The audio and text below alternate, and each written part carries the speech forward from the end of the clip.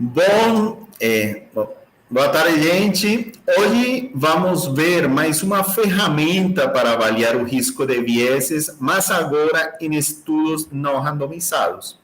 É a ferramenta do Robbins, que é uma ferramenta que estaria, então, focada na avaliação de estudos observacionais, que tem o interesse de avaliar o efeito de intervenções em saúde. Quero agradecer a Tatiane Ribeiro por preparar esta apresentação. Tatiane, muito obrigado. Fique à vontade. Obrigada, professor. Então, hoje falaremos, sobre essa ferramenta. Como o professor já disse, que é a ferramenta utilizada para avaliar estudos não randomizados. Então, assim como a ROB, a Risk of Bias, que a gente já viu no curso, a Robbins é a ferramenta da Cochrane para avaliação dos vieses em estudos não randomizados.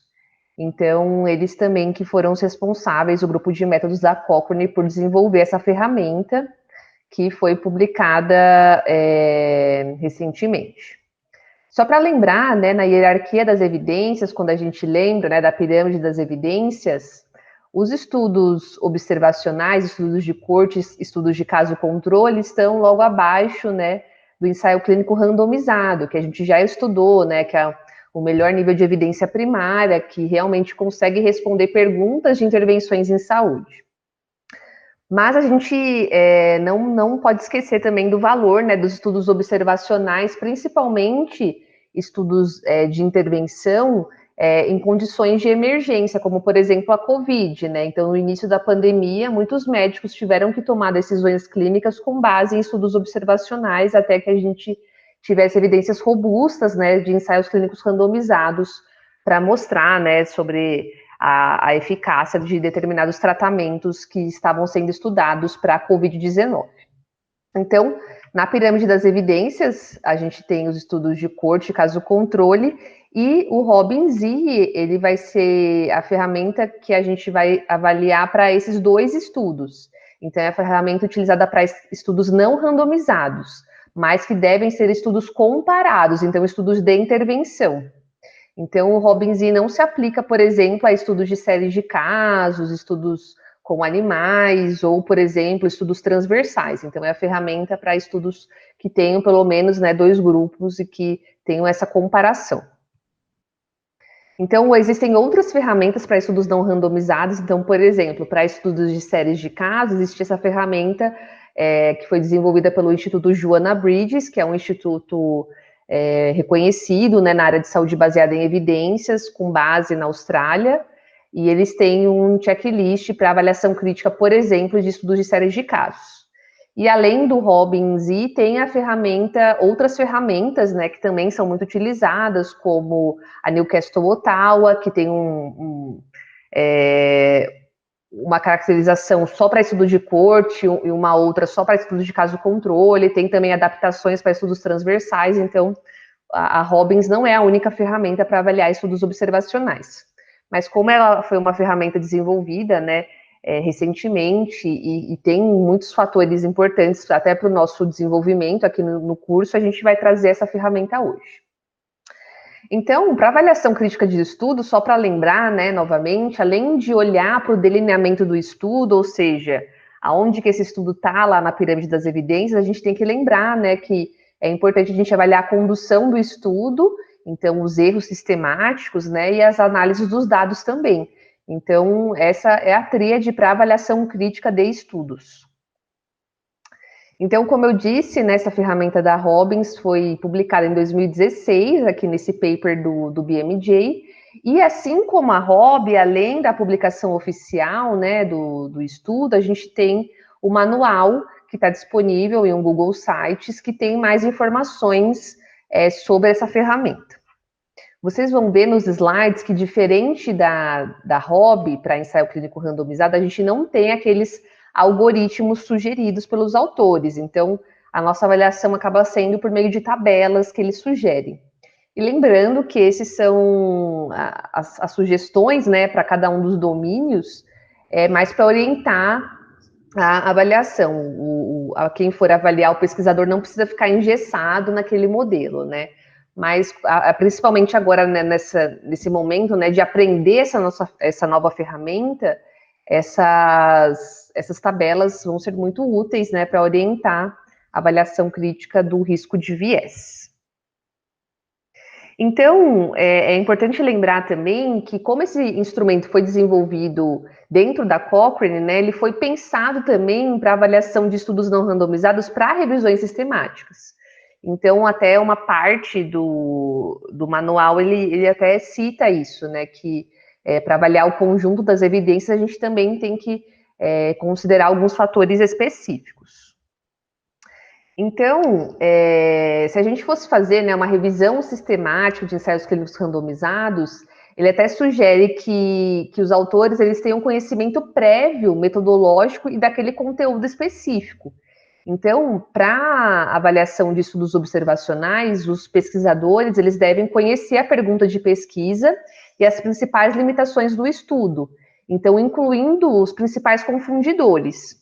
Para conhecer, né, os fatores de confusão, a gente tem que conhecer exatamente, né, qual que é a nossa exposição, qual que é o nosso desfecho e as covariáveis que podem estar desenvolvidas. Então, preferencialmente, né, desenhando ou imaginando um DAG, que vocês já sabem o que é, né, para aquela pergunta específica. Então, ele até sugere, né, que seja feita esse planejamento anterior, principalmente, tá, pensando em uma revisão sistemática de estudos observacionais. Além disso, os autores devem fazer uma avaliação cuidadosa do risco de viés, então aí sim que o Robbins entra nessa avaliação do risco de viés. E, por fim, ele sugere, né, que para desenhar conclusões sobre aquelas intervenções, os estudos devem ser contrastados e comparados em relação às suas forças e fraquezas. E aí, até em casos de desenhos diferentes, fazer uma triangulação daqueles achados. Então, no início, né, do manual, ele faz essas observações de avaliação de estudos observacionais, principalmente no contexto de revisões sistemáticas. Hoje a gente vai falar da ferramenta Robbins pensando principalmente nessa segunda etapa aqui, em um momento que a gente vai avaliar o risco de viés desses estudos. Porém, quando vocês forem fazer as suas avaliações, é importante também que vocês conheçam a pergunta de pesquisa e elenquem os principais confundidores, porque isso vai ajudar na hora de fazer a avaliação crítica, principalmente do domínio 1, como a gente vai ver. Então, só um lembrete, né? Essa ferramenta ela mostra para a gente a validade interna do estudo, então vai mostrar para a gente os erros sistemáticos, então outras questões, né, como a validade externa ou as questões relacionadas, né, ao tamanho amostral, a precisão do estudo, não vão entrar nessa avaliação. A gente está trabalhando com os vieses, com a validade interna e também com os erros sistemáticos. Então, ele até, no manual, ele diz, né, que ele define viés como a tendência do estudo, do resultado do estudo diferir sistematicamente dos resultados esperados, por exemplo, em um ensaio clínico randomizado.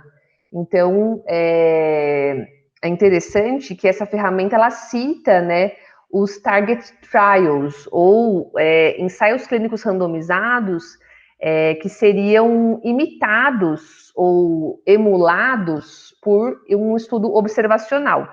Então, o pesquisador, né, o Miguel Hernan, em 2011, ele publicou bastante coisa sobre esse tema, e os target trials, né, ou os ensaios clínicos randomizados emulados, né, mimetizados, eles atualmente até uma linha de pesquisa, né, para você conseguir responder a questões de pesquisa, por exemplo, de populações específicas, de subgrupos específicos. Então, tem estudos interessantes de emulação de ensaio clínico, por exemplo, com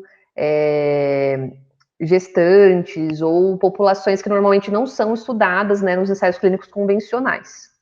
Então, o objetivo, assim, o padrão ouro de um estudo observacional não randomizado, né, de intervenção, seria ter todos os critérios de um target trial. E, então, muitos domínios que vocês vão ver, né, nessa ferramenta, que está como baixo risco de viés, principalmente ele fala, né, que seria semelhante, por exemplo, a um controle realizado por um target trial. Então, a ferramenta Robbins ela tem 7 domínios. O primeiro domínio é associado ao confundimento, o segundo, viés de seleção dos participantes, o terceiro, da classificação das intervenções, o quarto, desvio das intervenções pretendidas, o quinto, desvio devido a dados faltantes, viés na medida do desfecho, o sexto, e por fim, viés na seleção do resultado reportado. Então, os autores eles fazem uma observação também sobre o momento, né, do ensaio, do estudo observacional que cada um desses domínios estão alocados, né? Então, os 2 primeiros domínios aqui, eles são domínios relacionados a uma pré-intervenção, então, ao momento prévio, né, do paciente exposto àquela intervenção, por exemplo, um medicamento, né? O domínio 3 é um domínio relacionado à intervenção propriamente, né? E os demais domínios são domínios pós-intervenção, então, que avaliam já um momento depois que o paciente já recebeu aquela intervenção. E esses domínios aqui são semelhantes aos que a gente já viu lá na ROB, que é os domínios para avaliação dos ensaios clínicos randomizados. Então, muitas coisas que vocês verão aqui, vocês vão fazer o contraponto, né, com o que vocês já viram lá na ROB. Então, não precisa inventar a roda, lembrem do que vocês já viram lá para o ensaio clínico randomizado. Então, vamos falar de cada um dos domínios agora, né? Então, o primeiro domínio é o domínio associado ao confundimento. Então, atualmente, né, vocês já sabem o que é um fator de confusão, né? E a gente teve uma aula específica disso, até trazendo conceitos, né, que o professor Fred trouxe bem atualizados, né, dos DAGs, os controles de confusão, usando métodos de inferência causal. Então, só para relembrar, né, os fatores de confusão são causas comuns, né, que afetam tanto a exposição quanto o desfecho. Então, aqui, por exemplo, um clássico, né, exemplo de confundidor por exemplo, a exposição, né, de álcool, como o uso de álcool como a exposição e o desfecho como câncer de pulmão. E aqui o confundidor seria o paciente fumar, que seria uma causa comum, tanto do uso de álcool, né, quanto, por exemplo, para o desenvolvimento, né, de câncer de pulmão, como a gente já sabe. Então, é importante, né, que os autores definam quais são os confundidores em um protocolo pré-especificado. Então, esse protocolo, a gente disse, né, nos ensaios clínicos randomizados que eles podem ser, por exemplo, publicados em plataformas como Clinical Trials. Para estudos observacionais é mais difícil a gente ver o registro do protocolo, mas, como eu disse na aula de ensaio clínico, o registro do protocolo do estudo é uma boa prática em pesquisa. Então, independente de ser um estudo observacional, seria desejável, né, ter esse registro. E pensando, por exemplo, em uma revisão sistemática de estudos observacionais, essa definição também dos confundidores deveria ser feita naquela etapa que eu mostrei para vocês, de um estudo prévio, né, da condição, para, por exemplo, vocês elencarem os confundidores. Então, é importante lembrar, né, de estudar essa condição para a gente entender realmente se eles quais são os confundidores e se realmente eles estão sendo controlados apropriadamente. Então, uma coisa importante em estudos que avaliam o efeito de uma intervenção sobre o pronóstico é considerar a gravidade da doença. É talvez o principal confundidor nessa situação. Sabemos que a variável de confusão, o fenômeno de confusão, tem dentro de suas características ou implicam uma associação com o prognóstico. Então, pensando inicialmente em todos aqueles determinantes do prognóstico, aí já vamos a identificar potenciais causantes de confusão. E muitos desses determinantes do prognóstico podem estar associados com decidir dar ou não dar um tratamento. Às vezes, algumas intervenções podem ser alocadas apenas para os pacientes mais graves. né? Às vezes, algumas intervenções de resgate, né? Tipo, medidas heróicas, que às vezes fazem com pacientes mais graves. Então, pelo fato de ser alocar pacientes mais graves, então vai haver uma tendência a que o tratamento, por efeito de confusão, esteja associado com um pior pronóstico por essa causa. Em outras situações, a intervenção pode ser reservada para pessoas menos graves, porque talvez tenham efeitos adversos, porque talvez estão apenas explorando o benefício. Então, pode existir essa tendência, vamos deixar essa intervenção apenas para aqueles que estão menos graves. Aí, a distorção da associação vai favorecer, aparentemente, né, o tratamento. Então, uma dica, né, para identificar essas potenciais causas de confusão é pensar naqueles determinantes do pronóstico inicialmente, que podem acabar ficando distribuídos de forma diferencial entre os tratados e não tratados. Então, aí se configuraria o fenômeno de confusão, né? Uma variável que ficaria associada com a intervenção, que é um determinante, que estaria associado com o pronóstico, né? E que não estaria na linha de causalidade, que é outro critério importante, né? A gravidade seria uma coisa que poderia, que estaria nesse caso, né? A gravidade de base seria algo que precederia a intervenção nessa situação. Obrigada, professor. E esse exemplo que o professor, essa questão que o professor trouxe, né, é muito importante, principalmente no caso do COVID, né, que são os estudos que a gente vai avaliar principalmente, né, então, muitos estudos observacionais foram desenvolvidos em hospitais, considerando, né, essa questão da gravidade, então a gente tem que ter esse olhar, assim, sobre isso, principalmente pensando na avaliação crítica de estudos observacionais, avaliando novas intervenções para a Covid-19. Então, no manual, né, da Cochrane, ele traz dois fatores principais de confusão, né, a confusão basal e o confundimento tempo-dependente, né. Então, a confusão basal é a confusão que ocorre quando uma ou mais variáveis prognósticas, elas predizem a intervenção recebida no início do acompanhamento, ou seja, é o fator de confusão que a gente já está acostumado, né, que é aquela causa comum que eu expliquei no slide anterior, e o professor também falou sobre as variáveis prognósticas, então, variáveis que precedem a intervenção, né, que já estão com o paciente antes dele receber o medicamento, por exemplo, como a gravidade da doença. Então, vamos pensar num exemplo, né, que a gente tem um estudo avaliando se a cloroquina, né, funcionou, por exemplo, na melhoria da sobrevida de pacientes com COVID. E aí, existem alguns fatores de risco para a COVID, né, como idade, severidade, comorbidades, então, são fatores de confusão basal que podem influenciar no final o resultado, né, que é o desfecho, que nesse caso é a sobrevida ou a mortalidade, né. No caso do confundimento tempo-dependente, a gente vai considerar o tempo, né, de acompanhamento. Então, no exemplo que os autores trazem no manual, eles falam da zidovudina sendo utilizada, né, como antirretroviral no tratamento do HIV. Então, vamos pensar que a exposição à zidovudina vai aumentar, por exemplo, a sobrevida desses pacientes.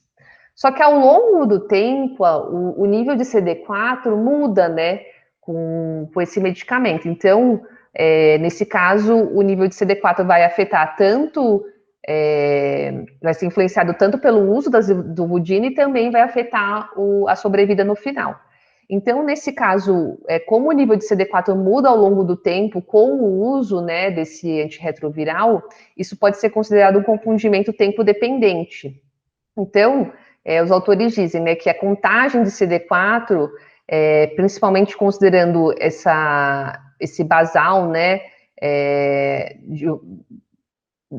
dessa variável prognóstica, ela pode influenciar, por exemplo, se tiver alterações de regime, do regime do tratamento, da dose, por exemplo, ao longo do tempo. Então, nesse caso, é um exemplo, né, de confundimento tempo-dependente, que ele vai alterando, né, à medida que o paciente recebe a intervenção e que também pode influenciar tanto a intervenção nesse caso quanto o desfecho. Beleza?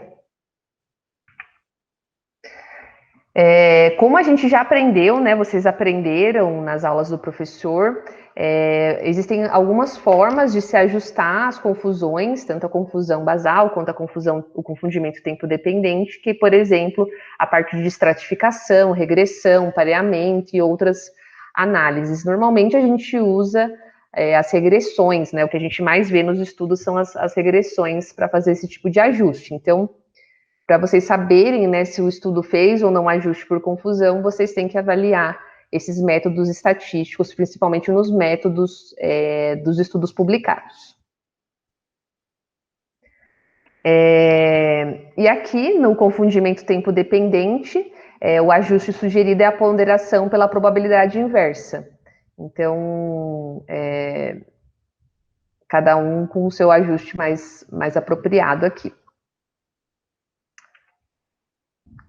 Então, lá no manual, né, da Robbins e eles trazem essas tabelas, como eu disse, que acaba substituindo, né, os algoritmos sugeridos, e cada um dos vieses vão seguir alguns critérios. Então, na Robbins e a gente tem esses critérios para cada um dos domínios. Então, o estudo pode ter baixo risco de viés, quando o estudo é comparável, né, com um target trial, como o que eu mencionei, né, no início da apresentação.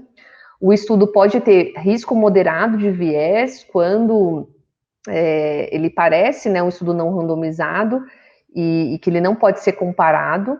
Ele pode ser um risco de viés grave quando tem importantes problemas, ou um risco de viés crítico quando o estudo é muito problemático para fornecer uma evidência útil, né? Ou quando não há informação, quando a gente, enfim, não consegue julgar aquele domínio de forma apropriada porque não tem informação sobre aquele risco de viés. Então, os estudos podem ser classificados de acordo com dessas cinco categorias de risco de viés. Nesse caso, né, o risco de viés associado ao confundimento é baixo risco quando nenhum confundimento é esperado, isso é bem difícil, né? Tem que ser realmente um target trial que conseguiu fazer essa comparabilidade entre os grupos de forma bem precisa.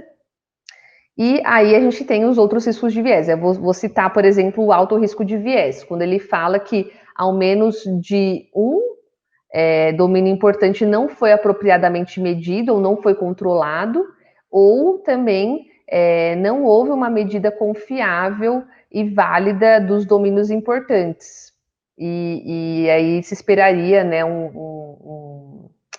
uma confusão residual importante nesse caso. Então, eu não vou falar de cada um dos critérios aqui, depois vocês leem com calma, principalmente no momento que vocês forem fazer as atividades, mas é importante considerar esses fatores que a gente mencionou, né, sobre como avaliar a confusão de forma apropriada. Importante pensar nos determinantes do pronóstico, né? E identificar se foram considerados pelos pesquisadores e houve algum esforço, alguma estratégia para poder controlar por essa variável, né? Logicamente, antes de controlar por essa variável, a variável deve ter sido adequadamente medida, né? Se a gente deve ter alguma medida da gravidade dos pacientes na linha de base, saber se temos alguma razão ou não, né, para pensar que um grupo de tratamento tenha um risco de base maior ou pior para os desfechos, né? E que essas variáveis foram adequadamente medidas e ajustadas. Uma variável que poderia estar associada com o desfecho, por exemplo, é a idade, né? Uma variável que com frequência está associada com o pronóstico das doenças, e especificamente em COVID, que está muito associado com a letalidade da doença, né? Tem que ser incluída adequadamente na análise e tem que ser apropriadamente especificada. Se você sabe que a idade é importante, é interessante que os pesquisadores tenham analisado ela, por exemplo, na escala contínua, né? não incluir ela na análise, por exemplo, como acima ou abaixo de tal idade, né? Como dicotômica, porque ainda pode existir confusão residual, né? Então, é importante pensar nos determinantes do pronóstico, medi-los adequadamente e considerá-los na análise para obter medidas ajustadas, né, apropriadas para avaliar o efeito da intervenção. Então, é importante considerar esses três aspectos. Excelente. Beleza, então o próximo domínio é o domínio relacionado à seleção, ao viés da seleção dos participantes do estudo. Então, a gente tem que pensar, né, na seleção do participante e nas suas características após o início da intervenção. Então, esse viés ele pode ocorrer, por exemplo, quando o pesquisador exclui algum dos participantes que seriam elegíveis no início. Ou, por exemplo, quando o tempo inicial de acompanhamento é diferente entre os grupos. Eu vou falar mais sobre isso no próximo slide, tá? Ou quando a gente tem o viés de colisão, que vocês já sabem o que é, né? Que se existe algum evento que acontece posteriormente à intervenção e ao desfecho. Então, eles são consequências, né? Tanto da exposição aqui, quanto do desfecho. Então, essas são também possíveis causas de viés de seleção.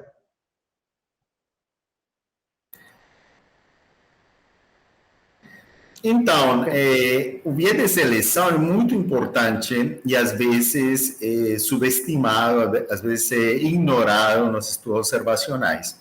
Eu até me preocupo mais por esse viés do que pela confusão, ou pelo confundimento, porque no confundimento é raro os pesquisadores não considerarem a gravidade das pessoas, a idade, né, as características de base.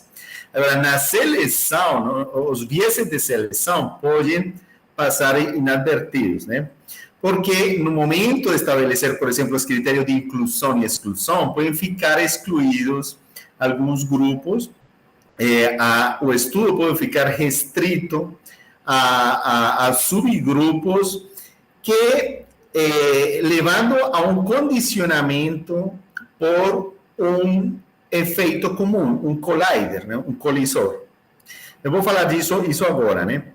A mesma coisa pode acontecer quando tem muitas perdas. Você pode acabar ficando com um subgrupo com umas características muito particulares, né?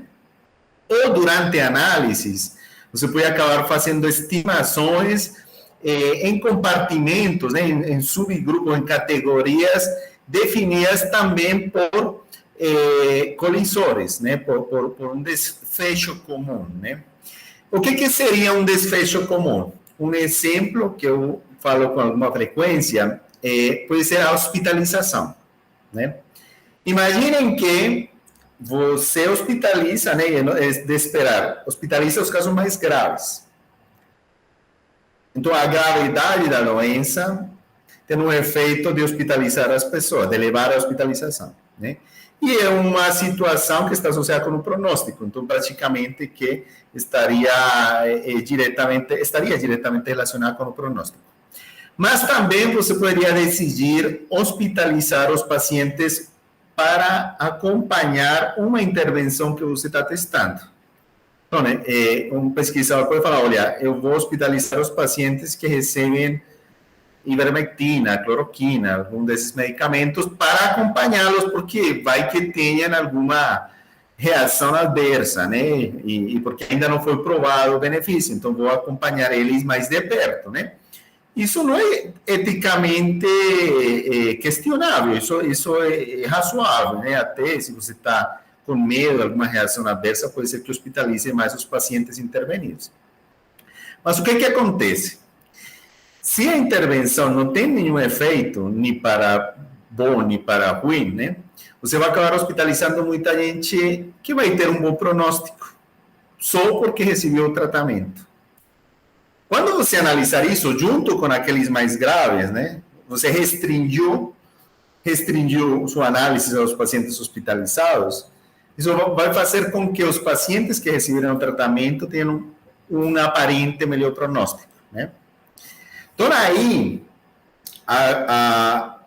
o fato de hospitalizar, de você restringir a esse grupo de pacientes hospitalizados poderia estar condicionando por um efeito comum, né? Então, aí vem a pergunta, então não posso analisar estudos de pacientes hospitalizados? Não, peraí, não é bem assim. Se a decisão de dar o medicamento veio depois da hospitalização, então aí a hospitalização não seria um desfecho comum, né? Aconteceria antes da intervenção. Mas, se a intervenção influencia a decisão de hospitalizar ou não, então, no fato de restringir a pacientes hospitalizados, se poderia induzir um viés de colisão, né? A mesma coisa, né, uma lógica similar, acontece com as perdas. Se as perdas ou permanecer no estudo está determinado pela exposição e por determinante do pronóstico, aí de novo é como se eu restringisse a um subgrupo onde não vai ser, onde vai se induzir relações entre exposição e desfecho que não são reais, né? E a mesma coisa se eu estratificasse, né, por um desfecho comum. Obrigada, professor. Então, o viés de seleção, como o professor disse, às vezes ele não é muito considerado pelos autores, né? A gente também tem uma certa dificuldade em ajustar, né, esses vieses. Então, lá no manual da Robbins, e eles sugerem, né, que se for feito algum ajuste para viés de seleção, seja a partir desse método que é a ponderação da probabilidade inversa. Então, é difícil a gente ver esses ajustes, né? Mas essa é um possível ajuste. Tem essa questão da ponderação pela probabilidade inversa é algo bem interessante. A ideia é você identificar, né, ou quantificar o peso que tem cada uma das pessoas incluídas no estudo, né, para representar a população de origem. Então, se eu, por exemplo, consigo saber do total da população, né, chego a saber as características da população original, né, e eu conheço as características daqueles que foram incluídos no estudo, né, aí eu posso saber cada uma dessas pessoas, né, que proporção, ou que grupo populacional está representando.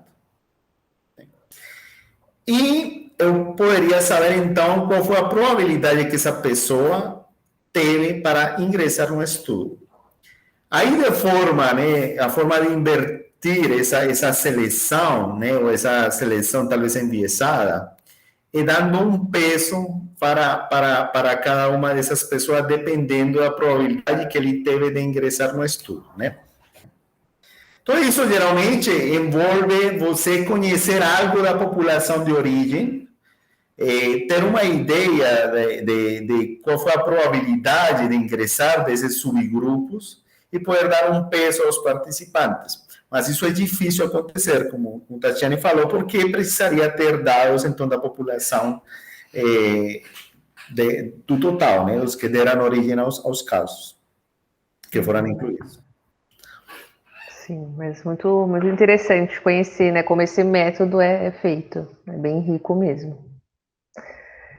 Então, dando seguimento, né, à avaliação desse domínio, aqui tem os critérios que eu já falei para vocês, né, que podem acontecer nos viés de seleção, e aí eu vou dar alguns exemplos, né. Então, vamos pensar que em um estudo avaliou se existe, né, relação entre suplementar folato com depois as crianças, os bebês nascerem com algum defeito do tubo neural. Então, pode ser um viés de seleção, por exemplo, o pesquisador fazer uma amostra só de nascidos vivos, porque a gente sabe que esse defeito pode levar, né, o bebê a óbito. Então, esse pode ser um exemplo, né, de viés de seleção relacionado à elegibilidade dos participantes.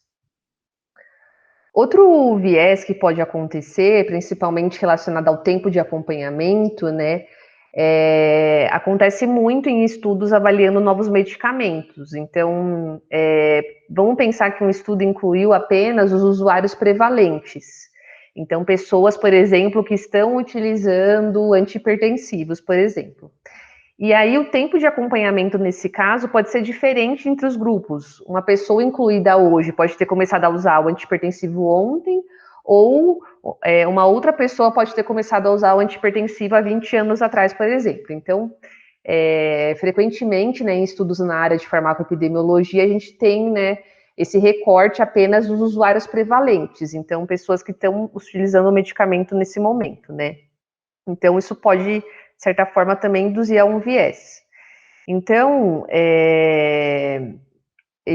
os autores dizem, né, que isso é análogo a, por exemplo, começar o acompanhamento do target trial, né, em algum momento após o início da intervenção. Então, você vai ter alguns indivíduos que vão ter o desfecho após o início da intervenção e alguns vão ter o desfecho, às vezes, depois do início da intervenção. Então, nesse caso, indivíduos que apresentaram desfecho após o início da intervenção serão excluídos. Então, é importante que se olhe criticamente para isso, né, para essa questão do tempo de acompanhamento diferente entre os participantes. E isso pode ser chamado, né, de inception or lead time bias. Então, por exemplo, quando a gente tem, né, um estudo avaliando, por exemplo, um medicamento X que levou a trombose profunda. Então, às vezes, esse evento aqui, ele pode, por exemplo, acontecer mais frequentemente no início do tratamento. Então, se você avaliou, por exemplo, uma coorte, né, de usuários prevalentes, eventualmente, alguns eventos aqui também serão excluídos, porque se esse evento é mais frequente no início do tratamento e você incluiu só usuários prevalentes, eventualmente, o usuário, por exemplo, que já usou o medicamento há 2 anos, não vai ter esse evento. Então, por exemplo, aqui um estudo avaliando pacientes com câncer, né? Então, tem um momento aqui do estudo, da timeline, que o câncer vai ser detectado. E aí, eventualmente, né, a gente vai ter o paciente, por exemplo, com o início de sintomas.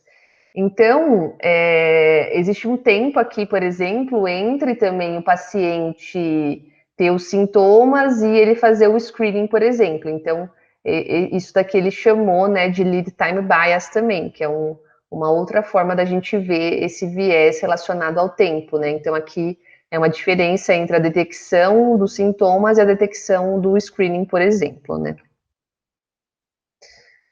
Então, isso são alguns exemplos também de viés de seleção desses participantes. Isso é particularmente importante em doenças crônicas, né? Que pessoas podem levar anos recebendo um tratamento. Né? Então, essa é a tabela para avaliação do risco de viés, né, relacionado à seleção. E aqui tem mais informações, né, principalmente falando se a seleção foi apropriada, né, e também falando um pouco do acompanhamento dos pacientes. Então, é legal depois vocês lerem com calma esses domínios na hora de fazer o exercício. O viés relacionado à classificação das intervenções, ele considera, em primeiro lugar, se a intervenção foi bem definida. Então, em um estudo observacional de intervenção, normalmente a intervenção, por exemplo, um medicamento, ela já vai ter sido administrada, por exemplo. A gente vai olhar prontuários para avaliar, né, o uso daquela intervenção. Mas é importante que a gente tenha clareza, né, por exemplo, em relação à dose, à frequência de administração, se for um medicamento, né, e se houve semelhança, né, das intervenções também entre os grupos. Então, em primeiro lugar, nesse domínio, avaliar se a intervenção foi bem definida. E aí, avaliar também se não houve algum problema de classificação dessa intervenção, se a intervenção foi feita de forma incorreta. Então, nesse domínio, os autores mencionam alguns métodos para coletar dados de intervenção. Então, por exemplo, uma avaliação sistemática do paciente, a partir de entrevistas ou mesmo um exame clínico. Ou por meio do prontuário médico, como eu disse, às vezes a gente já vai ter esse dado coletado, a gente vai avaliar isso retrospectivamente lá no prontuário médico. Ou bases de dados administrativas, por exemplo, no Brasil a gente tem grandes bases que têm dados do SUS, né? Por exemplo, o CIA-SUS, o Sistema Ambulatorial de Informações, tem uma infinidade de dados, por exemplo, de dispensação de medicamentos de alto custo. Então, medicamentos para artrite reumatoide, diversas doenças que têm PCDT, a gente tem dados ali de intervenções que são super ricos, né, para coletar esse tipo de dados, por exemplo, o DataSUS. Ou mesmo, eles mencionam, né, os registros organizacionais ou documentos oficiais para elaboração de políticas de saúde, por exemplo. Então, esses são exemplos de como a gente pode coletar informações de intervenções. E, eventualmente, essas intervenções vão estar diferentes nessas bases. Então, os autores têm que ter cuidado para verificar se os autores descreveram, né, como essas intervenções foram coletadas. Além disso, a gente tem alguns erros relacionados à classificação das intervenções, que são os erros não diferenciais, que eles não se relacionam com o desfecho, e os erros diferenciais, que são os erros que podem estar relacionados ao desfecho. Então, vou falar um pouquinho sobre isso. Então, um exemplo de erro não diferencial é, por exemplo, um estudo avaliando a instalação de alertas de fumaça. Então, eles vão selecionar 2 grupos de pacientes, um que recebeu esse treinamento e outro que não recebeu esse treinamento. E aí o desfecho seria, por exemplo, algum dano, né, relacionado ao fogo, alguma injúria relacionada ao fogo. E aí, aqui nesse estudo, eventualmente, se algumas das pessoas que instalaram alertas de segurança foram incorretamente alocados no grupo que não recebeu, né, essa intervenção, a gente pode ter um viés na classificação da intervenção aqui, porque essa alocação foi incorreta. Então, em estudos muito grandes, eventualmente acontece, né, esse problema de alocação incorreta, dependendo, né, do tipo de intervenção. Então, esse é um exemplo onde, por exemplo, a intervenção não está relacionada com desfecho. E, nesse caso, isso desvia o resultado estimado, tendendo normalmente para nulidade. Os erros diferenciais são mais frequentes, né, nos estudos observacionais, porque eles acabam influenciando, sim, o desfecho. E eles acontecem quando ocorre uma classificação incorreta do status da intervenção, do estado da intervenção. Então, em estudos observacionais, quando você vai, por exemplo, preencher um questionário e perguntar para o paciente, muitas vezes tem o que a gente chama de viés de memória, né? Então, por exemplo, estudos na área de nutrição, a pessoa pergunta, o pesquisador pergunta, o que você comeu ontem? Então, a pessoa vai ter que lembrar o que ela comeu para dar aquela resposta, né? E, eventualmente, isso pode influenciar o desfecho que eles estão querendo avaliar. Então, o viés de memória, ou recall bias, né? Ele é um viés muito frequente em estudos observacionais e que eles podem influenciar, né, a classificação dessas intervenções. Outro exemplo que os pesquisadores dão lá no manual, por exemplo, um estudo avaliando informações sobre o status vacinal de crianças em parte da África. E aí, para avaliar isso, eles coletaram, por exemplo, os cartões de vacinação em visitas periódicas nas casas. Mas, se alguns cartões não eram encontrados, eles consideravam que a criança não estava vacinada. Mas se sabe, né, que em algumas culturas esses cartões são destruídos se a criança morre.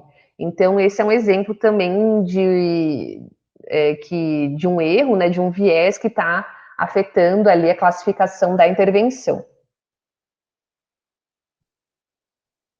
Esse é o domínio, né, essa é a tabela, né, para avaliar esse domínio, então, principalmente relacionada à definição da intervenção e aí as outras informações relacionadas à coleta de dados, enfim, e a esses vieses que a gente mencionou para esse domínio. Então, o domínio 4 é o domínio relacionado aos desvios das intervenções pretendidas. Então, a partir de agora, né, o domínio 4, 5, 6 e 7, eles são bem parecidos com o que a gente viu lá no Hobby 2.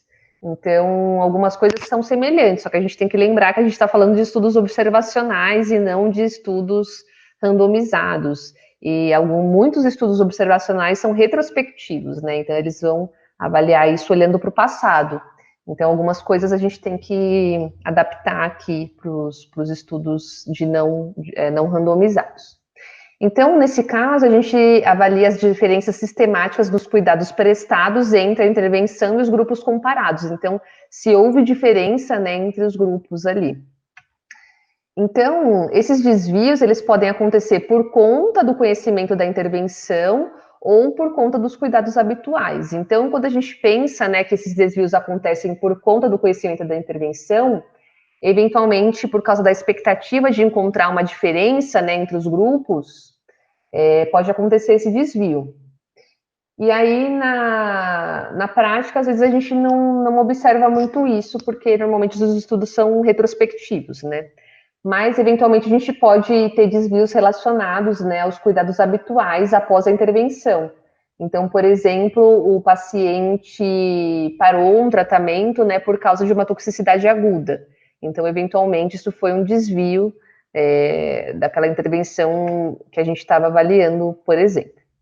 Então, nesse caso, a suspensão de um tratamento, né, devido a algum efeito adverso. E nesse segundo caso, por exemplo, um paciente que eventualmente vai se sentir sem sorte por ter recebido o comparador e não a outra intervenção, e aí ele vai procurar outras intervenções ou até mudar de tratamento. Então, em estudos retrospectivos, esse daqui acaba sendo mais comum, né? Além disso, nesse domínio, a gente avalia se as co-intervenções estão balanceadas. Então, vocês já estudaram, né, já sabem o que são co-intervenções, que são intervenções que acontecem paralelamente, né, ao estudo, que podem influenciar o desfecho. Então, um exemplo de co-intervenção, no caso de um procedimento cirúrgico, depois da cirurgia ter um desfecho, por exemplo, né, de infecção no sítio cirúrgico. Então, uma co-intervenção, por exemplo, seria alguns pacientes receberem profilaxia com antibiótico e outros não. E aí, essa co-intervenção, que não está relacionada à intervenção principal, ela poderia influenciar o desfecho. Então, na prática, nesses estudos observacionais, a gente tem que avaliar com cuidado essas outras intervenções que podem influenciar o nosso resultado. E aí, se as intervenções foram implantadas com sucesso, os participantes aderiram à intervenção. Então, isso acaba sendo importante também nesse momento, nessa avaliação. Tem duas coisas aí sobre estes dois aspectos. O desvio da intervenção pretendida opera, né, para efeitos da estimação da associação, de forma similar ao que seria um erro de classificação da intervenção, né? Porque aquele que a gente pretendia que se tivesse tratado, passa a não estar tratado. Né?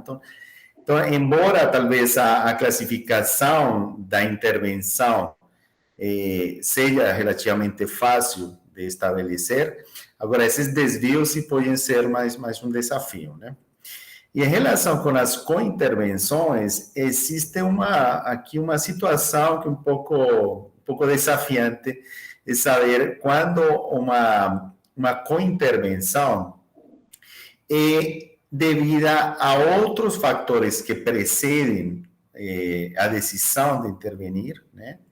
Aí, nesse caso, essas co-intervenções fariam parte de mecanismos alternativos que levariam à confusão, né? Por exemplo, se os pacientes que estão recebendo um tratamento têm algumas características que fazem com que recebam outro tipo de co-intervenções, né? Isso operaria de forma similar a uma confusão, né?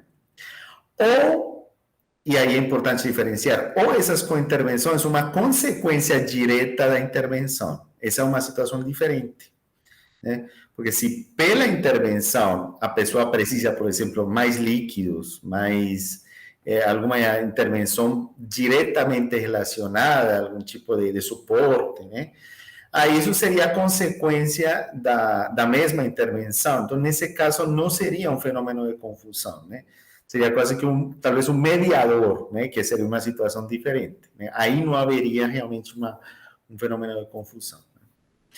Então, aí é importante saber isso. Algumas vezes, algumas intervenções levam como consequência, necessitam algo complementar. Por exemplo, tomar aspirina todos os dias. Possivelmente vai precisar a pessoa tomar uma omeprazol para evitar gastrites, né? Mas está na linha é uma consequência da intervenção, né? Então, agora, se uma outra condição do paciente levou a que receba uma outra intervenção com um mecanismo diferente, aí sim poderia levar a confundir o efeito ou o benefício, né, da intervenção. Uhum. Sim. Então, essa tabelinha com os riscos de viés e o quinto domínio é o domínio relacionado às perdas, né? Então, a gente falou sobre ele também na Hobby. Então, as perdas que podem ocorrer devido ao segmento, ou mesmo o paciente não retornou na consulta, eventualmente alguns participantes que foram excluídos das análises, ou mesmo perdas devido, por exemplo, a evento adverso, né? Então, nos estudos observacionais, essas perdas podem acontecer desde o início do estudo, então perdas até relacionadas às características basais, como até as intervenções e os confundidores também, perdas na medida do desfecho também, e perdas em outras variáveis que podem ser importantes para os ajustes do modelo, eventualmente com variáveis que também são fatores de confusão, né? Então, nos estudos observacionais, principalmente em grandes bases de dados, as perdas são fatores bem relevantes, assim, que muitas vezes não são bem descritas pelos autores, né?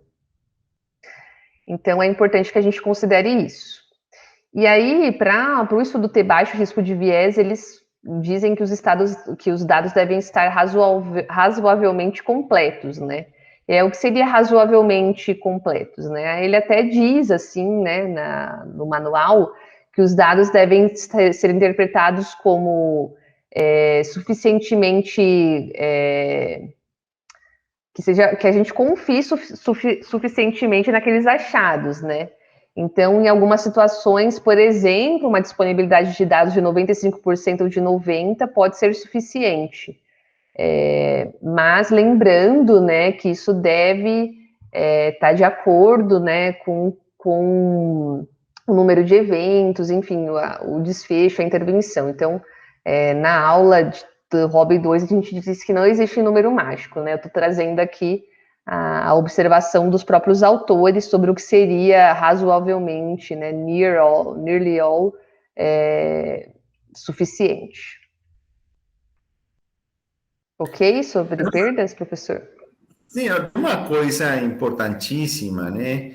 E de novo, que pode passar inadvertida, são as perdas de observação, né, de amostra por causas de dados faltantes de variáveis importantes para análises. Então, as regressões, por exemplo, que são de muita utilidade para ajustar por variáveis de confusão, né? Se você inclui um banco de dados sem nenhum tipo de procedimento prévio, ela apenas vai analisar aqueles indivíduos com todos os dados completos, né? Se você rodar uma análise de regressão. Então, uma abordagem que é promovida numa situação em que existam perdas de dados, de variáveis, por exemplo, de confusão, é fazer imputação, né? Imputar é tentar predizer qual seria o valor do dado faltante, considerando outras características do paciente, considerando tendências dos pacientes que têm os dados completos, né? Isso permite evitar exclusões de pacientes por perdas, porque Às vezes, as perdas podem ser de poucos dados de um paciente, né? O paciente está faltando um dado de uma variável, aí o paciente sai, né? Outro paciente falta um outro dado. Então, pode ser que os pacientes tenham quase todas as informações, mas faltando um dado apenas, o paciente fica excluído. Então, é possível que a amostra fique muito reduzida por relativamente poucos dados faltantes, né? Ou, às vezes, dados que não eram nem tão importantes, né? Mas o fato de não fazer um procedimento para evitar isso pode induzir um viés, que também seria um viés de seleção, né? Porque são perdas. É como se nunca tivessem ingressado esses pacientes. Uhum, sim. Então, o sexto domínio é relacionado à medida do desfecho, então, bem semelhante, né, ao que a gente viu lá no ROB 2, a gente tem que avaliar um método apropriado para medir o desfecho e tem que avaliar as diferenças dos métodos entre os grupos, ou até mesmo a influência do conhecimento da intervenção sobre aquele desfecho. Então, eu achei interessante que os autores apresentaram 3 aspectos que a gente tem que pensar, né, na hora de avaliar o desfecho. Então, o primeiro deles é o domínio do desfecho. Então, qual que é o desfecho? Por exemplo, num caso de um estudo avaliando depressão, um medicamento utilizado para depressão. Então, o desfecho é a severidade, gravidade da depressão. A medida do desfecho, por exemplo, pode ser uma escala, como essa escala de Hamilton, que é avaliada a partir de 6 semanas após o início do tratamento. E outra coisa diferente é a análise do desfecho. Então, tudo bem, eu usei essa escala, mas o que eu vou avaliar? Então, eu vou avaliar, nesse caso, a diferença média dos scores dessa escala, comparando o basal com o período após as 6 semanas, entre o grupo intervenção e entre o grupo controle. Então, às vezes, quando a gente está começando a avaliar criticamente estudos, a gente tem essa dificuldade em avaliar o que é o desfecho, o que é a medida do desfecho, o que é a análise do desfecho, principalmente em desfechos complexos como esses que utilizam escalas, né? Então, em doenças mentais, a maioria dos desfechos utilizam essas escalas para avaliar a efetividade dos tratamentos. Então, é importante vocês fazerem esse mapa mental, assim, do que é o domínio, o que é a medida, o que é a análise do desfecho. E aí, nesse domínio, a gente vai avaliar se o desfecho foi influenciado pelo conhecimento da intervenção. Então, a gente falou disso já na ROB, né? Então, eventualmente, desfechos que são reportados pelo próprio paciente, como escalas de qualidade de vida, eles são mais influenciados, né, pelo conhecimento da intervenção. Dificilmente estudos observacionais têm algum componente cego, às vezes tem, né, uma avaliação cega, mas a gente tem que saber que isso é um viés, independente disso ser raro ou não, né? A gente tem que avaliar os erros sistemáticos na medida do desfecho, então se houve erros, né, principalmente se esses erros foram diferentes entre os grupos, avaliar se os desfechos foram comparáveis entre os grupos, se eventualmente o avaliador estava ciente do desfecho e quanto que isso pode influenciar, né, depois o resultado do desfecho do estudo. E é isso. Então, esses são os vieses relacionados à medida do desfecho. Então, essa tabelinha bem parecido com o que a gente falou lá na ROB, tá? E aí, o último domínio é o domínio relacionado à seleção do resultado reportado. Então, nesse caso, é bem semelhante também. Então, é importante avaliar se a análise de dados estava de acordo com o protocolo, então, também de acordo, por exemplo, com uma publicação anterior, ou mesmo com o que o próprio autor disse que ele ia fazer lá nos métodos do estudo. Então, se o resultado que ele reportou está semelhante, né, ao resultado que ele disse que ele ia fazer na seção de métodos. Também a gente avalia as múltiplas medidas do desfecho, que a gente já viu, né, na ROB. Então, por exemplo, será que ele usou escalas diferentes para avaliar alguns pacientes? Isso pode influenciar no final o desfecho, né? E, eventualmente, as múltiplas análises também. Então, nesse domínio, lá no manual da ROB, ele traz 3 relatos seletivos que podem acontecer, né? Então, pode acontecer um relato seletivo do desfecho, onde os autores relatam essas múltiplas análises, como, por exemplo, relata uma escala diferente entre os grupos, ou uma escala que foi mais favorável, eventualmente não a escala validada, né? Pode acontecer também o relato seletivo da análise. Então, por exemplo, o pesquisador fez análises diferentes, né? Então, ele usou 2 scores diferentes e utilizou uma avaliação comparando, né, o resultado com o basal, uma análise ajustada.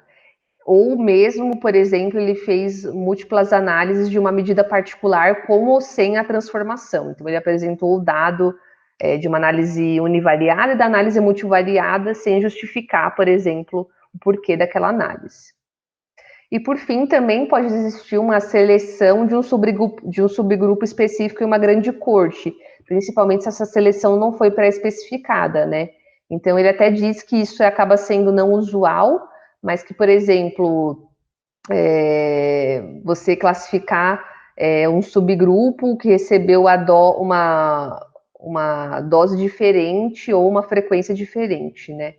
Então, eventualmente, isso também pode ser um relato seletivo, uma apresentação de um subgrupo específico de uma grande corte. Então, esse foi o último domínio. Alguma observação aqui, professor?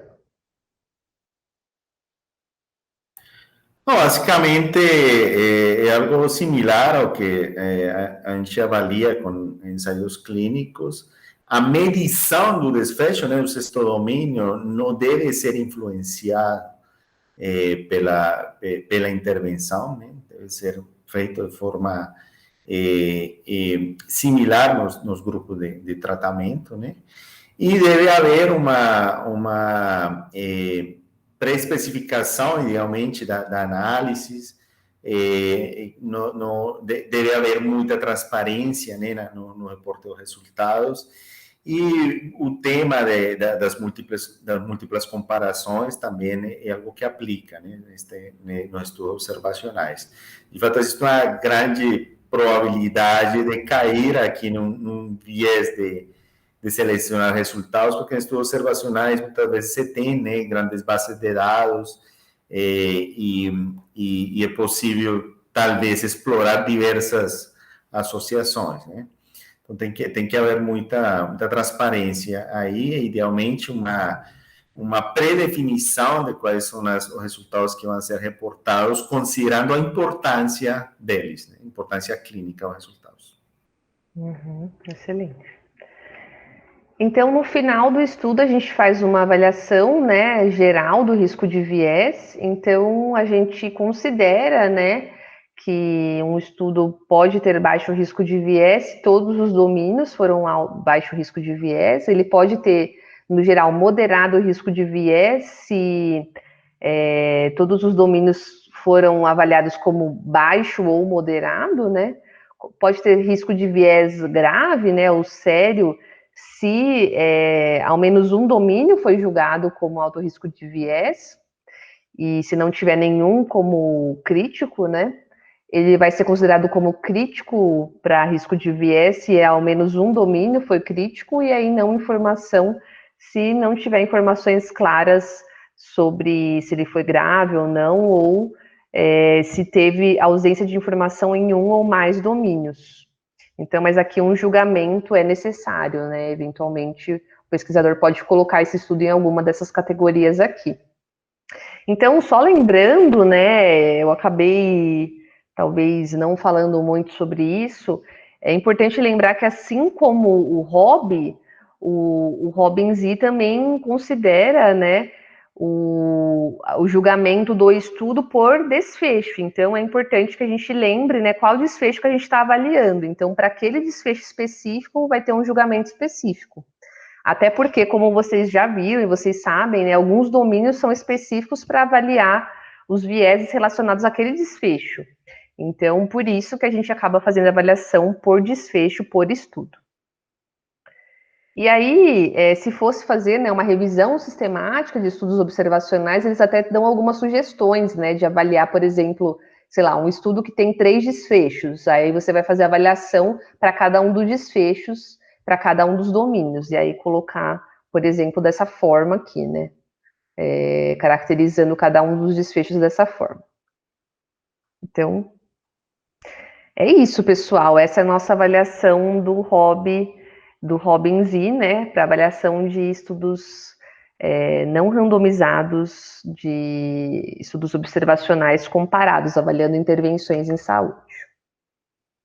É importante lembrar, né, que esta é uma ferramenta que tenta dar uma guia para não esquecer elementos importantes durante a avaliação de um estudo comparativo. Né? Tem um componente importantíssimo subjetivo, né, e pode mudar dependendo do observador, né? É difícil estabelecer se um viés vai ter uma mudança ou vai induzir uma mudança importante na conclusão.